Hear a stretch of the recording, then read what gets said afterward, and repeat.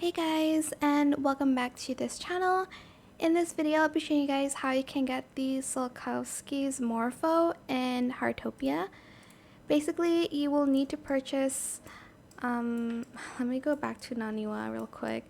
I already, put it, but basically, you'll just need to purchase this item from Naniwa, which is the, oops.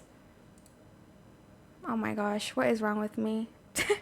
I keep pressing buttons that I don't need to press. But basically, you need to go to Naniwa and you need to purchase. Let me go back. Sorry. I don't know why I did that. I do that all the time.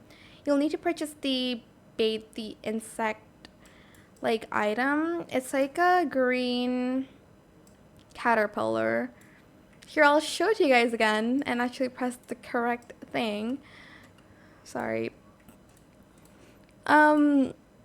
Insect catching supplies. Here we go. You'll need to purchase the inflatable insect attractor.